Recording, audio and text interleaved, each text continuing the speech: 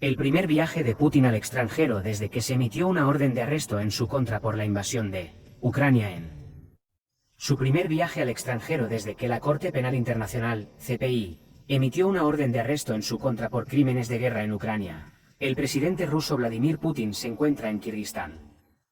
Putin llegó a Kirguistán el jueves para una visita oficial de 2 días, durante la cual sostendrá conversaciones bilaterales y asistirá a una ceremonia para conmemorar el 20º aniversario del establecimiento del aeródromo militar ruso Kant en las afueras de Bishkek, la capital del país.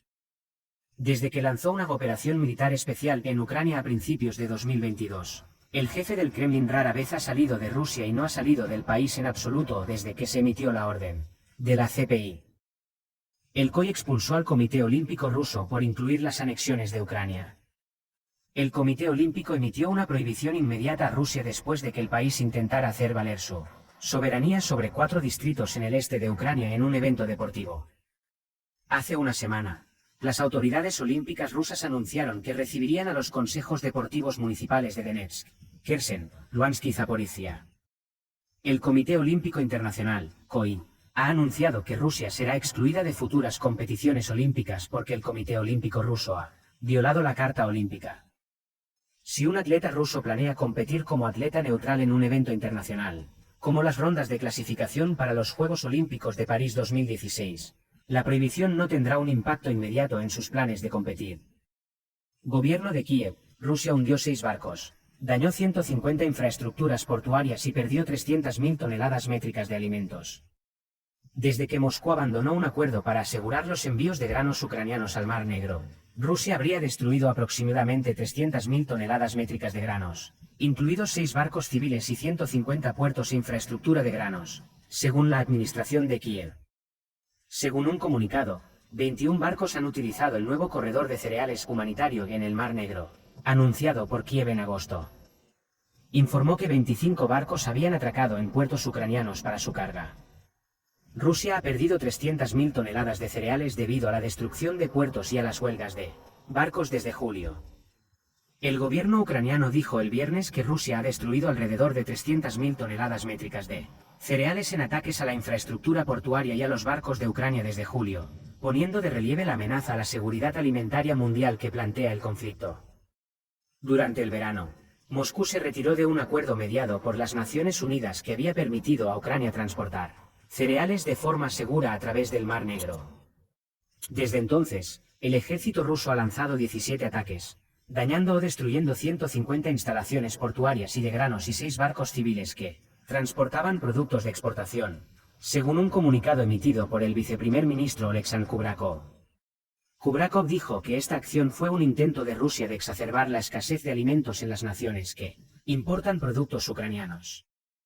Estimó una caída del 40% en las exportaciones de cereales de Ucrania debido a los daños en los puertos. Rusia ha atacado los puertos del Mar Negro y del río Danubio. Ucrania es un importante exportador tanto de trigo como de maíz. Hubo un retraso en recibir un comentario del Ministerio de Defensa ruso. Según Kubrakov, el corredor de cereales humanitario, construido por Kiev en el Mar Negro en agosto ya ha sido utilizado por 21 buques cargados de cereales. Según él, Ucrania exportó 33 millones de toneladas de cereales en el marco de la última iniciativa de granos del Mar Negro de la ONU, de las cuales el 60% se destinó a países de África y Asia. El primer ministro sueco, Ulf Kristersson, anunció hoy en una conferencia de prensa que Ucrania ha sido invitada a presenciar los ejercicios que lleva a cabo una alianza de defensa encabezada por Gran Bretaña y que comprende a muchas naciones europeas.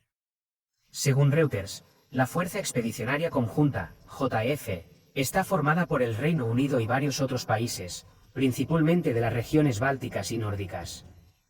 Estos países incluyen Estonia, Finlandia, Islandia, Letonia, Lituania, Países Bajos, Noruega y Suecia. En una reunión del JEF en la isla sueca de Gotland, en el Báltico, Kristersson dijo que a Ucrania se le ha otorgado el estatus de observador para todos los ejercicios del JEF en 2024 y 2025 en un esfuerzo por fortalecer su capacidad e incluir sus experiencias. El presidente de Ucrania, Volodymyr Zelensky, se unió a la conferencia telefónica para participar. Kristersson anunció una reunión de ministros de defensa de los Estados miembros del JEF para discutir la salvaguardia de la infraestructura submarina. En junio, el grupo se comprometió a trabajar más estrechamente para identificar peligros potenciales para infraestructuras marinas y submarinas vitales. Los daños sufridos la semana pasada en el gasoducto de conexión del Báltico y en un cable de datos en el mar Báltico, que según funcionarios finlandeses probablemente fueron causados por actividad externa, han generado preocupaciones sobre la confiabilidad del suministro de energía en toda la zona nórdica, lo que motivó una investigación por parte de Finlandia y Estonia. Aún no se ha determinado la explicación oficial de las explosiones que se produjeron el año pasado en los gasoductos que discurren bajo el mar Báltico entre Rusia y Alemania. El canciller Jeremy Hunt reveló a la BBC que el gobierno británico ha pedido al Banco de Inglaterra que investigue la posibilidad de que activos soberanos rusos se utilicen para pagar el esfuerzo militar de Ucrania. Esta guerra se libra contra el derecho internacional. Debemos hacer todo lo que esté a nuestro alcance para cortar el apoyo financiero de Rusia a esta organización. Los ministros de finanzas del Grupo de los Siete se reunieron para explorar si los activos soberanos rusos podrían usarse para financiar la defensa de Ucrania, dijo Hunt a la BBC desde la reunión anual del Fondo Monetario Internacional en Marrakech. Haga todo lo que sea necesario para que Putin se dé cuenta de que no puede continuar con este nivel de violencia. El G7 dijo el miércoles que estudiará si los ingresos de los activos rusos incautados en Ucrania pueden ser grabados para ayudar al país de acuerdo con las leyes aplicables. Sin embargo, puede haber obstáculos legales que superar para darle a Ucrania la propiedad efectiva de los activos rusos confiscados. Hunt, sin embargo, ha declarado que la guerra de Rusia en Ucrania es ilegal. Nunca violaríamos el derecho internacional, pero el G7 ha solicitado que los bancos centrales consideren todas las opciones dado que se trata claramente de un conflicto ilegal que viola las normas internacionales. Dado que se espera que la guerra en Ucrania dure algún tiempo, es imperativo que la economía británica se maneje con extremo cuidado y precaución por el momento. La fuente de noticias estatal rusa TASS citó a un funcionario ucraniano diciendo que se están enviando refuerzos al área de Avdiivka. El asesor de la República Popular de Donetsk, Yan Gagin, hizo la siguiente declaración. Nuestra inteligencia sugiere que el adversario trasladó reservas de la dirección de Artemovsk a la de Avdiivka. Es un gesto descuidado e inútil. Arrastrar reservas en diferentes direcciones no ganará batallas, pero causará bajas adicionales. Después de una ofensiva rusa masiva y en múltiples frentes el martes, Gagin afirmó que los soldados ucranianos habían abandonado ciertos lugares en la primera línea de defensa. Según las autoridades ucranianas, se han rechazado con éxito decenas de ataques contra Avdiivka y la región circundante. Lanzaron su ofensiva en un frente amplio, dijo a la BBC un oficial llamado Serhiy Tsekovsky. No hemos visto un asalto tan fuerte en la región alrededor de Avdiivka desde que comenzó la invasión. Están empleando de todo, desde tropas hasta tanques y múltiples lanzadores de cohetes, todo a la vez. Rusia está lanzando su mayor ataque en meses y la batalla por Avdiivka, en el frente oriental, está en su cuarto día.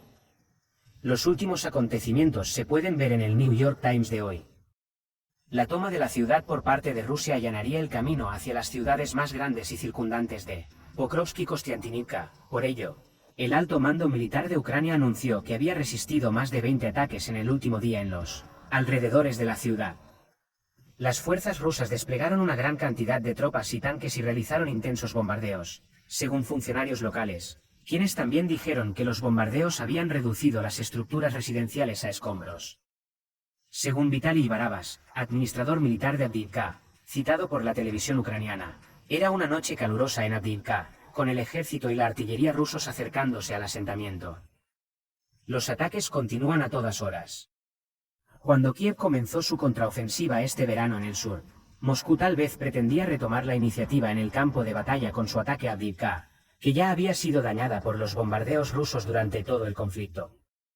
El jueves, Oleksandr Stupun, portavoz de las tropas del sur de Ucrania, afirmó que el enemigo ve en Avdiivka una oportunidad para obtener una victoria significativa y cambiar el rumbo de las hostilidades. Según una película geolocalizada evaluada por el Instituto para el Estudio de la Guerra en Washington, D.C., las fuerzas rusas han asegurado menos de 2 millas cuadradas, a pesar de las afirmaciones del ejército ucraniano de que ya habían destruido numerosas tropas y vehículos blindados rusos en el ataque.